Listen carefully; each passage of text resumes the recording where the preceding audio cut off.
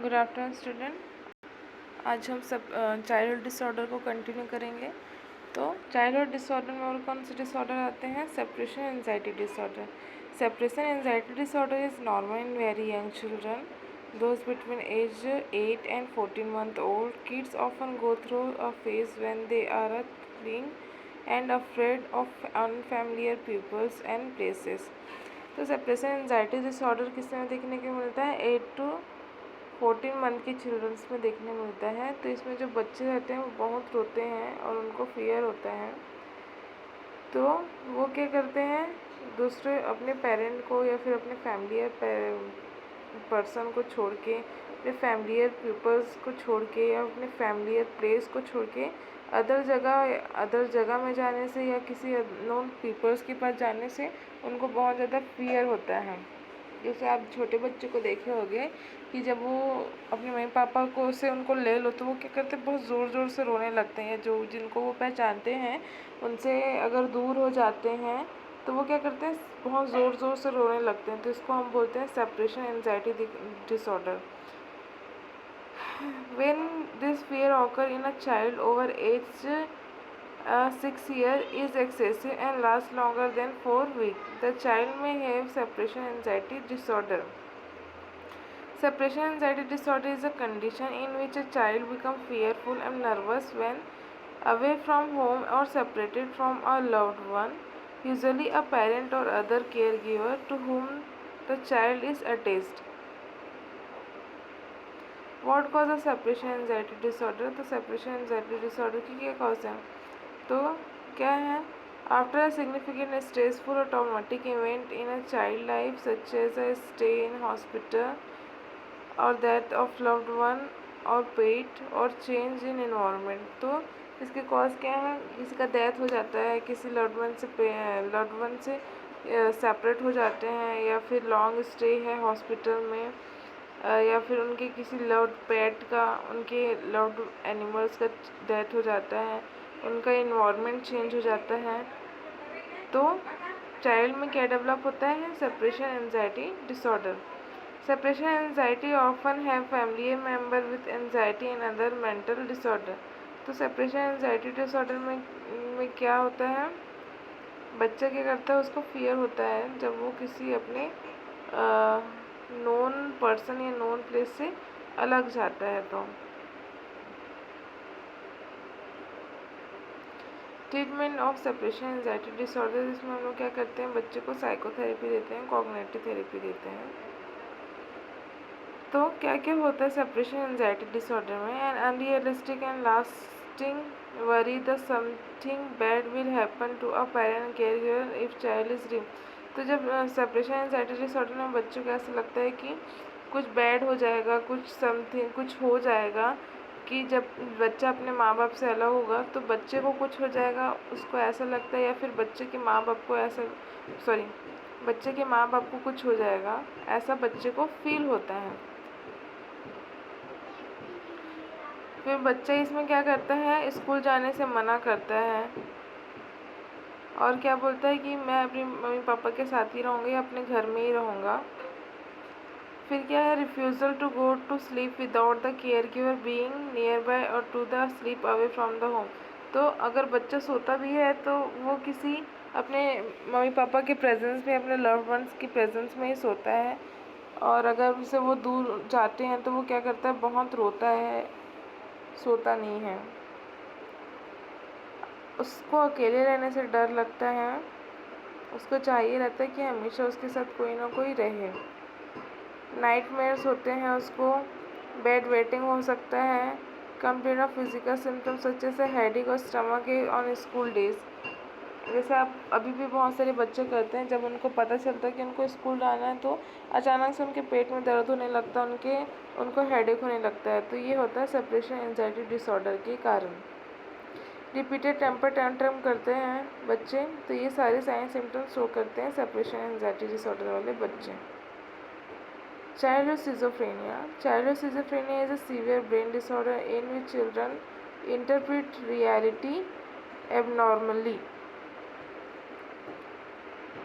Sign and symptoms may vary, but they reflect an impaired ability to function. It occurs early in life and has a profound impact on a child's behavior development, and it requires lifelong treatment.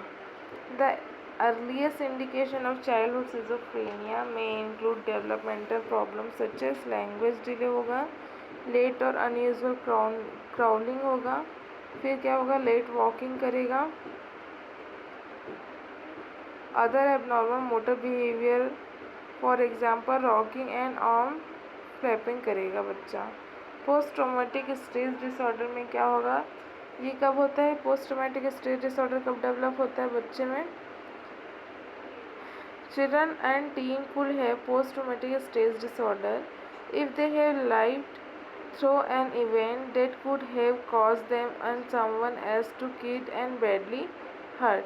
तो कब होता है, जब किसी के साथ कुछ बुरा हुआ रहता है तो उनके में क्या हो जाता है, पोस्ट ट्रॉमेटिक स्ट्रेस डिसऑर्डर हो जाता है उस इवेंट के बाद।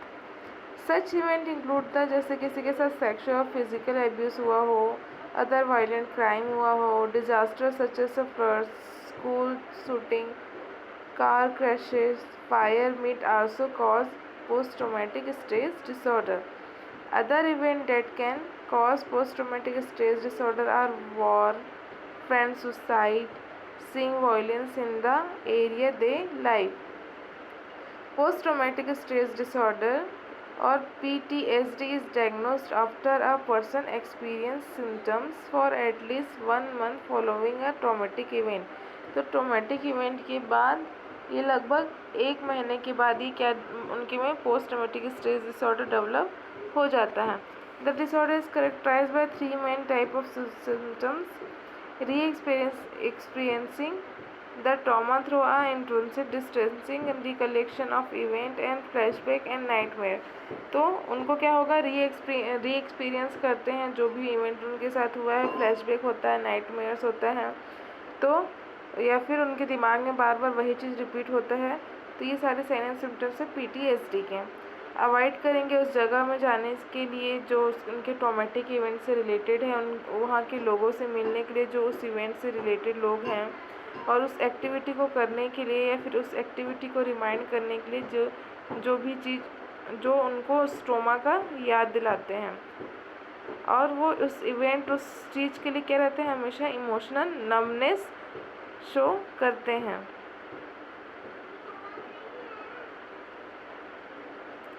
इंक्रीजेस अराउजल, तो उनको सोने में प्रॉब्लम होता है, स्लीपिंग डिफ़िकल्टी होती है ऐसे PTSD वाले लोग को। और क्या होगा, फीलिंग लोनली फील करते हैं वो। तो ये सारे साइन सिम्टम्स PTSD वाले चाइल्ड में देखने को मिलता है। PTSD का diagnosis criteria they apply specifically to a children younger than age 6 include the following: exposure to actual or threatened death, serious injury और sexual violation। हम लोग क्या करेंगे, उनको डायरेक्ट एक्सपीरियंस कराएंगे, witnessing the event as they occur to other, और जिन किसी और के साथ भी वैसे ही इवेंट हुआ है वैसे लोगों से हम उनको मिलाएंगे, specially primary care giver. Does not include event witness only in a electronic media, television, movie और पिक्चर। तो हम ऐसा ज़रूरी नहीं कि हम मतलब ऐसा पिक्चर ही दिखाएं, उनको मूवी दिखाएं या इलेक्ट्रॉनिक मीडिया का यूज़ करें, हम उनको डायरेक्टली भी मिला सकते हैं ऐसे लोगों से। Learning that the traumatic event occur to a parent and care giver figure. तो हम लोग क्या करेंगे, वैसे लोगों से मिलाएंगे और उनको क्या करेंगे, उनके पेरेंट को और ऐसे बच्चों को क्या करेंगे, हम लोग लर्न कराएंगे कि हम उस ऐसे वाले सिचुएशन से कैसे बाहर निकल सकते हैं। इलेक्टिव म्यूटिज्म, इसको हम बोलते हैं सिलेक्टिव म्यूटिज्म भी बोलते हैं। तो characterise by marked emotionally determine selective in speaking such that a child demonstrate a language competence in some situation but fail to speak in other situation। The disorder is usually associated with marked personality features involving social anxiety, withdrawal, sensitivity और resistance. तो selective mutism में क्या होता है, जो बच्चा जो रहता है वो पहले मतलब वो बोलना तो सीख के रहता है,